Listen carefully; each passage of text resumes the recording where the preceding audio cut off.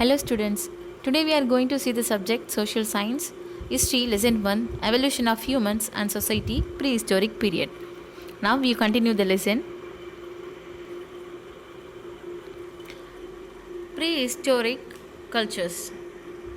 While the fossil bones are classified as various species such as Homo habilis, Homo erectus and Neanderthalensis based on the lithic tools. அதாவது எப்படி இதுக்கு முன்னாடி வந்து இந்த human ஆன்சஸ்டர்ஸை வந்து அவங்களோட ஃபாசில்ஸை வச்சு வந்து வகைப்படுத்தினாங்களோ. ஃபாசில்ஸ்ன்றது என்ன அப்படின்னா, இறந்து போன அவர்களுடைய எலும்பு துண்டுகள், அவர் பயன்படுத்தின பொருட்கள், அந்த எச்சங்கள், இது எல்லாத்தையும் தான் என்னென்னு சொல்லுவாங்க அப்படின்னா ஃபாசில்ஸ்னு சொல்லுவாங்க. அது ரொம்ப வருஷங்களாக பூமிக்கடியில் படிஞ்சு இருக்கும். அதை வச்சு தான் என்ன பண்ணியிருக்காங்க, இந்த ஹியூமன் ஆன்சஸ்டரை வந்து பிரிச்சுருக்காங்க. ஹோமோ ஹெபிலிஸ், ஹோமோ எரெக்டஸ், நேண்டர்தால்ஸ் அந்த மாதிரி பிரிச்சுருக்காங்க. இப்போது அடுத்து தான் என்ன பண்ணுறாங்க அப்படின்னா, இவங்க பயன்படுத்தின டூல்ஸை பொறுத்து அவங்க இருந்த பீரியட்ஸையும் என்ன பண்ணியிருக்காங்க அப்படின்னா இன்னும் சில வெரைட்டியாக கிளாஸிஃபிகேஷன் பண்ணியிருக்காங்க. Based on the lithic tools, cultures are assign names such earliest lithic assemblages, older one technology, lower, middle and upper paleolithic and mesolithic cultures.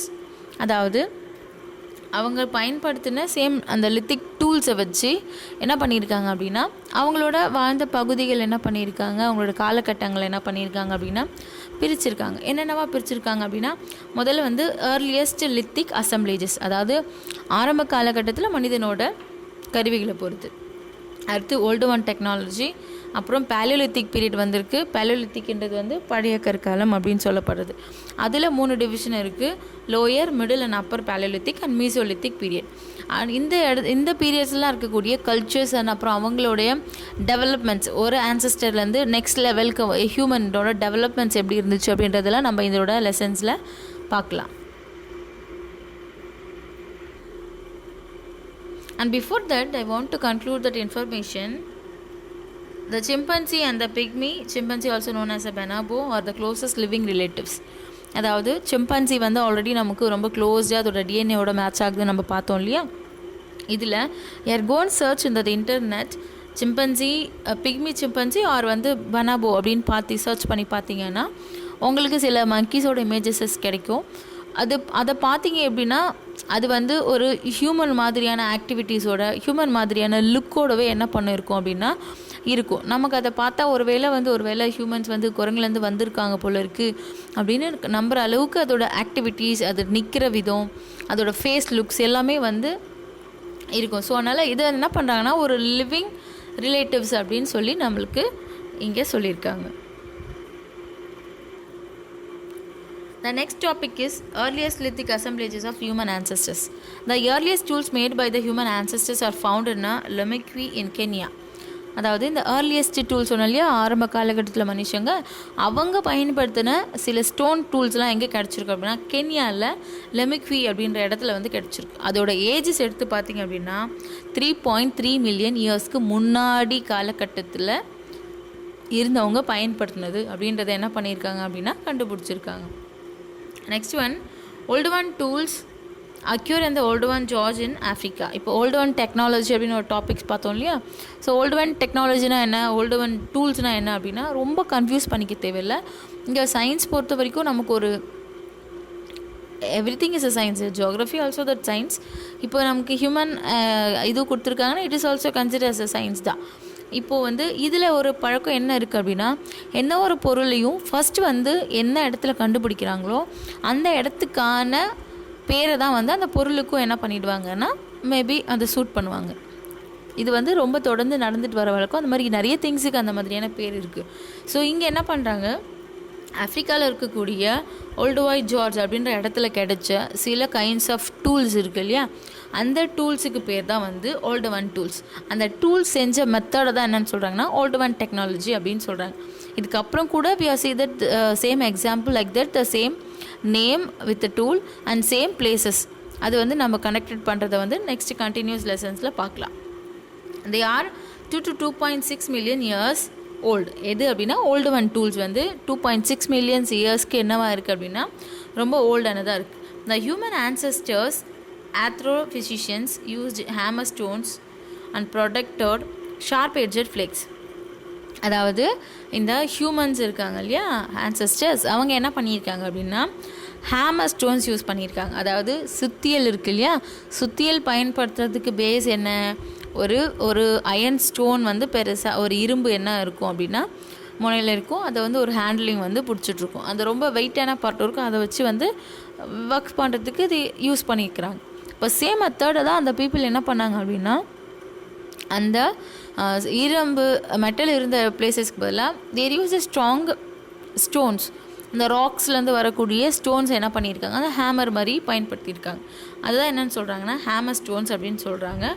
Sharp எட்ஜட் flakes இருக்குல்லையா, ஃப்ளேக்ஸ்னால் என்ன அப்படின்னா ஒரு ஸ்டோன்லேருந்து அவங்க உடச்சி கீழே விடும் இல்லையா, ஒரு சில துண்டு மட்டும் விடும் இல்லையா, அதோட எட்ஜஸ் எப்படி இருக்குன்னா நார்மலாக ஷார்ப்பாக இருக்கும். அந்த மாதிரி ஷார்ப் எட்ஜ் ஸ்டோன்ஸை கூட என்ன பண்ணியிருக்காங்க, ஃப்ளேக்ஸை கூட இவங்க அந்த டூல்ஸ்க்காக பயன்படுத்தியிருக்காங்க. The tools were used for cutting, slicing and processing food.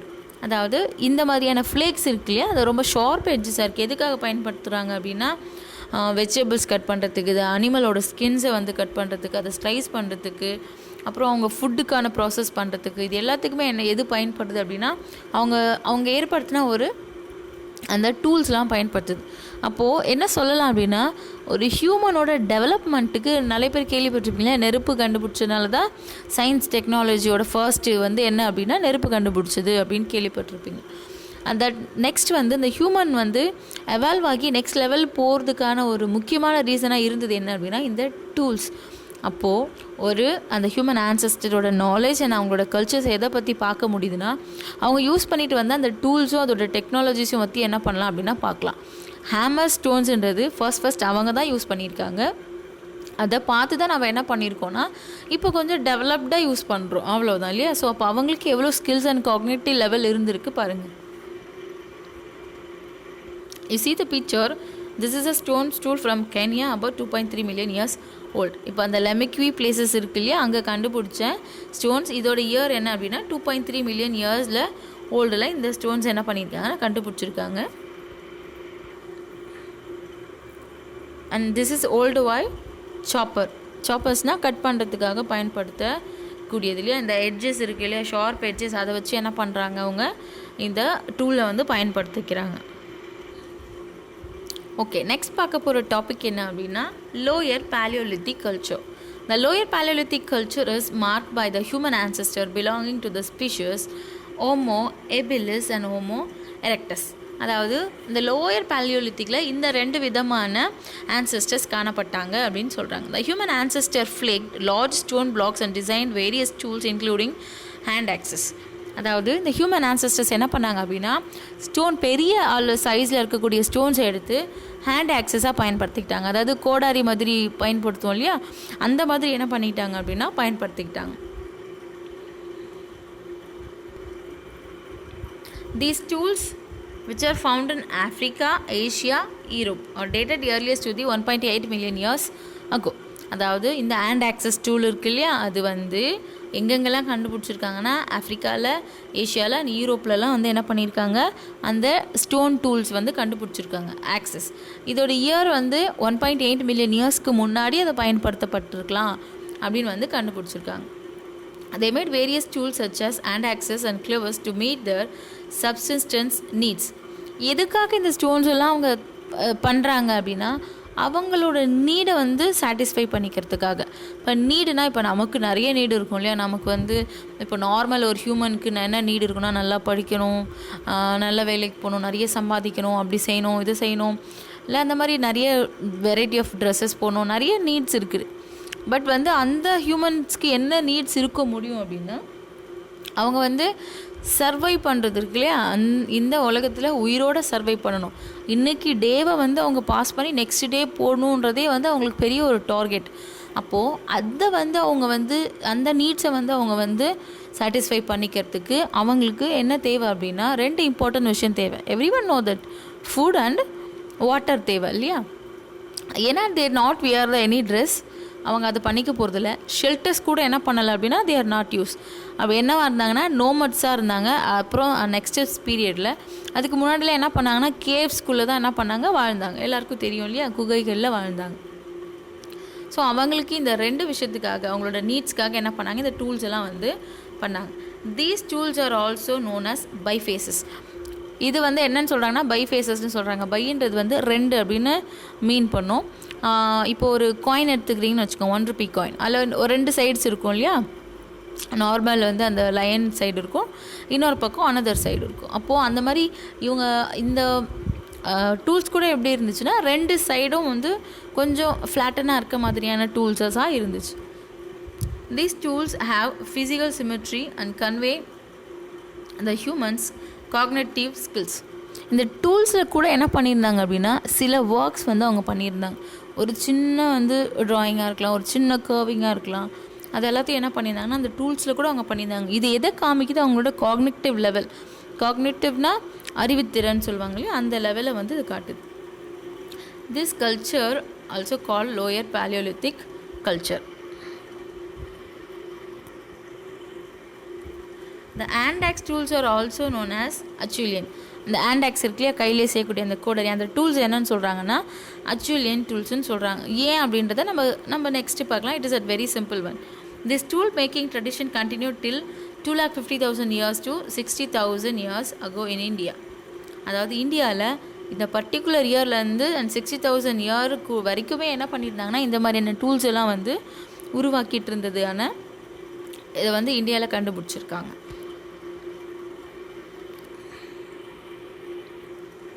Next வந்து Acheulean.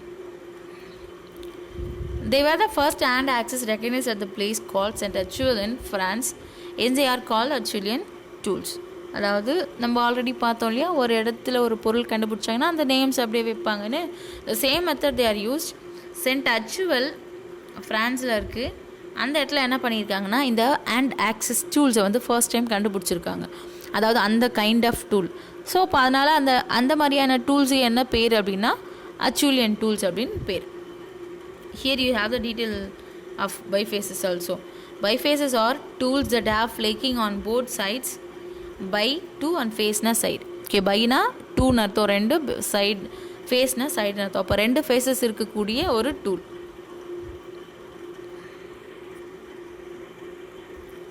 Subsistence necessities of prehistoric humans were mainly food and water. அவங்களோட தேவைகள் இது 2 விஷயமாக தான் இருந்துச்சு. The human ancestors perhaps did not possess complex language skill we have now. They might have voiced a few sounds or words or possibly used as sign language.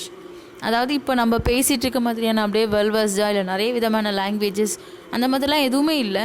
அவங்களுக்கு என்ன இருந்துச்சு அப்படின்னா ஒரு கைண்ட் ஆஃப் சவுண்ட்ஸ், அந்த சில kinds of sounds இருந்துச்சு. அப்புறம் ஒரு சில வேர்டு வந்து சொல்கிற மாதிரியான பழக்கம் இருந்துச்சு. அப்படி இல்லைன்னா சைன் லாங்குவேஜ். இது எல்லாத்தையுமே என்ன பண்ணிட்டு இருந்தாங்கன்னா யூஸ் பண்ணிட்டு இருந்தாங்க. ஃபார் எக்ஸாம்பிள் இப்போ ஒரு பேர்டு எடுத்துக்கோங்க. அந்த பேர்டு என்ன பண்ணணும்னா இப்போ அதுக்கு பசியாக இருந்துச்சுன்னா ஒரு மாதிரி கத்தும் இல்லையா. ஒரு வேளை அது எதையோ பார்த்து பயப்படுதுன்னா அதோட சவுண்ட் கொஞ்சம் டிஃபர் ஆகும். அது நம்மளால் அண்டர்ஸ்டாண்ட் பண்ண முடியாது. பட் வந்து அதே சேம் கைண்டில் இருக்கக்கூடிய இன்னொரு பேர்டு வந்து அதை அண்டர்ஸ்டாண்ட் பண்ணும். அப்படி இல்லைனா ஒரு இன்னொரு பேர்டு கூட அது கனெக்ட் பண்ணணுன்னாலும் அது என்ன பண்ணுன்னா ஒரு டிஃப்ரெண்ட் கைண்ட்ஸ் ஆஃப் சவுண்ட்ஸ் கொடுக்கும். So same method they are used also. அதை பார்த்து தான் என்ன பண்ணுறாங்க, ஒரு ஹியூமன் இன்னொரு ஹியூமனுக்கு ஒரு டிஃப்ரெண்ட் கைண்ட்ஸ் ஆஃப் சவுண்ட் மூலிமா சில இன்ஃபர்மேஷன்ஸை பாஸ் பண்ணுறாங்க. அது கொஞ்சம் கொஞ்சமாக டெவலப் ஆகி சில வேர்டாகவும் என்ன பண்ணுறாங்க அப்படின்னா பேசுகிறாங்க. They are use it sign language இல்லையா. ஏன்னா வேர்ட்ஸ் இல்லாதப்போ நம்ம என்ன பண்ணுவோம்னா சைன் லாங்குவேஜஸ் தான் யூஸ் பண்ணுவோம். அதை என்ன பண்ணுறாங்க அப்படின்னா அவங்களும் யூஸ் பண்ணுறாங்க.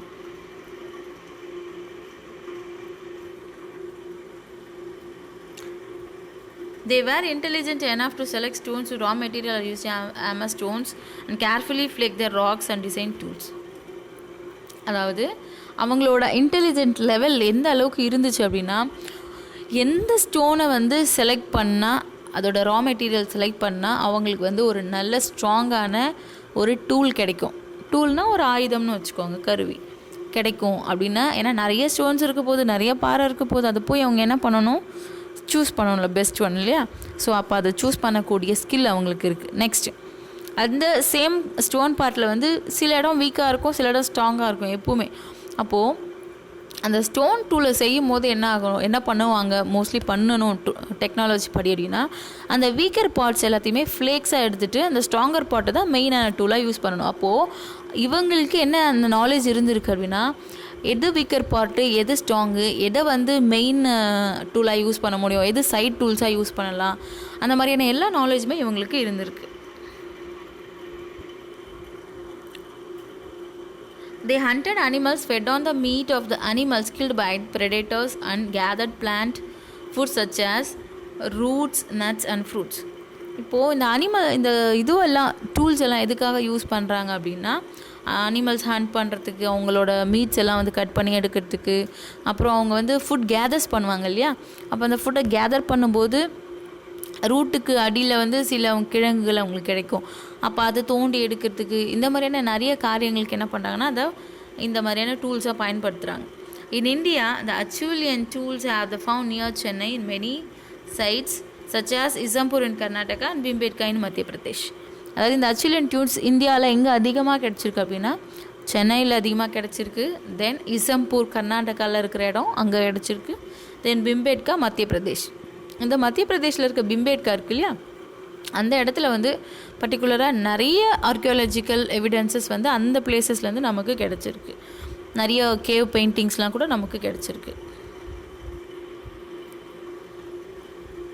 Raw materials is the naturally available stone block or pebbles selected by humans for making tools. Since these stones produced flakes with the sharp edges, they were selected for making stone tools. இப்போது ஒரு ரா மெட்டீரியலை select பண்ணிவிட்டு அதில் என்ன பண்ணுறாங்கன்னா 2 different பார்ட்ஸாக use பண்ணுறாங்க. ஒன்று ஒரு ஸ்டோன் டூலை வச்சு 2 ஸ்டோன்ஸ் இருக்குது, ஒரு ஸ்டோனை வச்சு இன்னொரு ஸ்டோன்ஸ் மேலே அவங்க தொடர்ந்து அதை வந்து புஷ் பண்ணி அதை பீட் பண்ணி அதில் இருக்கக்கூடிய சின்ன சின்ன ஃப்ளேக்ஸ் சிப்ஸ் எல்லாத்தையும் ரிமூவ் பண்ணிவிட்டு மெயின் பார்ட்டை வந்து ஷார்பன் பண்ணி அவங்க என்ன பண்ணுவாங்க, டூலாக யூஸ் பண்ணுறாங்க.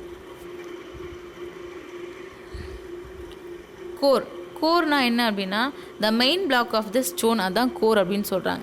இப்போது அந்த சின்னதாக தூளெல்லாம் உடஞ்சி விடும் இல்லையா, அதெல்லாம் விழுந்ததுக்கப்புறம் மீதி பார்ட் இருக்குது இல்லையா, பெரிய பார்ட்டு, நல்லா ஸ்ட்ராங்கான பார்ட்டு, அதை தான் என்னென்னு சொல்கிறாங்க, கோர் சொல்கிறாங்க. The next one is flake.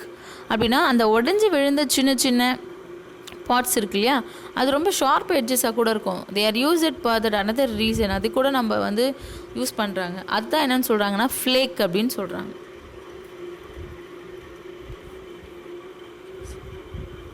The next topic is middle paleolithic culture. முன்னாடி லோயர் பார்த்தோம், இப்போ மிடில் paleolithic பார்க்கலாம். ஓகேவா? After about 3,19,000 years BCE further changes took place in the lithic technology in Africa. அதாவது இந்த ஆஃப்ரிக்காவில் என்ன மாதிரியான உங்களுக்கு லித்திக் டெக்னாலஜிஸ் கிடச்சிது அப்படின்னா, ஒரு பீரியட்லேருந்து, இட் மீன்ஸ் லோயர் பேலியோலித்திக்லேருந்து மிடில் பேலியோலித்திக்கில் யூஸ் பண்ணுற அந்த ஸ்டோன் டூல்ஸில் சில டிஃப்ரென்ஸ் வந்து அவங்களுக்கு தெரிஞ்சுது, சில டெக்னிக்ஸ் அவங்க யூஸ் பண்ணியிருக்கிறது தெரியுது. அதை வச்சு தான் அவங்க என்ன பண்ணியிருக்காங்க, இதை கிளாஸிஃபை பண்ணியிருக்காங்க. The Homo erectus species existed during this period. முன்னாடி Homo habilis and Homo erectus இருந்துச்சு, பட் இந்த பீரியடில் ஹோமோ எரக்டஸ் தான் இருந்துச்சு அப்படின்னு சொல்கிறாங்க. Anatomically, modern humans are said that have emerged 3 lakh years ago. இதை வச்சு கால்குலேட் பண்ணும்போது மாடர்ன் ஹியூமன்ஸ் வந்து வரத்துக்கு, அதாவது 3 lakhs இயர்ஸ்க்கு முன்னாடி அவ்வளோ காலங்கள் ஆயிருக்கு அப்படின்னு கால்குலேட் பண்ணியிருக்காங்க. Lithic technology. Very easy to understand this. Lith means stone. Not only that, இந்த கான்செப்ட் மட்டும் கிடையாது, every concept we are going to see that. Lithosphere சொல்லுவோம் இல்லையா, அப்படின்னா கூட நம்ம தமிழில் வந்து நிலக்கோலம் அப்படின்னு சொல்லுவோம். நிலம்ன்றதும் வந்து ஸ்டோனை வந்து மீன் பண்ணக்கூடியது தான். ஓகேவா? Lith means stone. The methods and techniques involve in the production of stone tools are called lithic technology. அதாவது லித்துனா ஸ்டோனுன்னு அர்த்தம், அந்த ஸ்டோன் டூலை உருவாக்குற மெத்தட் இருக்கு இல்லையா, அதுக்கு பேர் லித்திக் டெக்னாலஜின்னு அர்த்தம். That is very simple.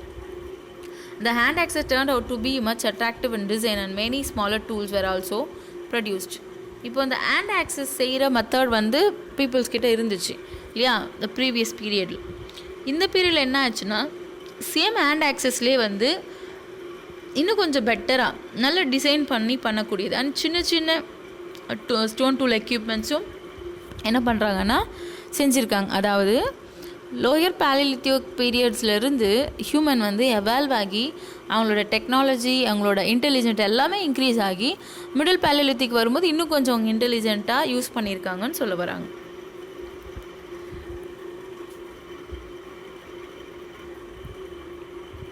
You see the picture. This is middle Paleolithic flakes tools in India. இது வந்து இந்தியாவில் கிடைச்ச டூல்ஸோட அந்த பேலியோலித்திக் பீரியட்ஸ் இருக்குல்ல, மிடில் பீரியட்ஸில் கிடைச்சதோட ஃப்ளேக்ஸ் இது.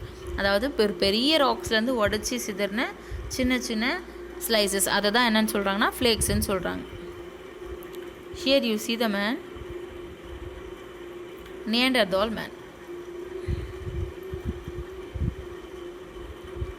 Neanderthals did not have needles, cement cloths and warm houses essential for survival in colder climates. So இங்கே இருக்கக்கூடிய இந்த நியாண்டர்தால்ஸ் மேன் இருக்காங்க இல்லையா, இவங்களோட எவால்வேஷனுக்காக இப்போ என்ன விஷயம் தேவைப்பட்டுச்சு அப்படின்னா, இதுக்கு முன்னாடி இருந்த ஹியூமனுக்கு வந்து இயற்கையோடு ஒன்றி இருந்ததுனால வெயிலோ குளிரோ அந்த மாதிரியான ஒரு அட்டாக் வந்து இல்லை. பட் இந்த ஸ்பீஷஸ்க்கு என்ன இருக்குது அப்படின்னா, இந்த ஹியூமன் ஆன்செஸ்டருக்கு வின்டர் சைடில் வந்து ஒரு வார்ம் கிளாத்ஸ் தேவைப்படுற மாதிரி, அந்த குளிரை தாங்கிக்க முடியாத மாதிரி ஒரு விஷயம் தேவைப்படுது. ஃபார் வாட் அவங்க என்ன கன்வே பண்ண நினைக்கிறாங்க அப்படின்னா, சயின்டிஸ்ட் ஒரு அனிமலுக்கு வந்து நார்மலாகவே வந்து வின்டர் அண்ட் எல்லா சீசன்ஸையும் தாங்கக்கூடிய அந்த ஓன் கெப்பாசிட்டி வந்து அவங்களோட நேச்சுரலாகவே அவங்களுக்கு இருக்கும், அந்த அனிமலுக்கு இருக்கும்.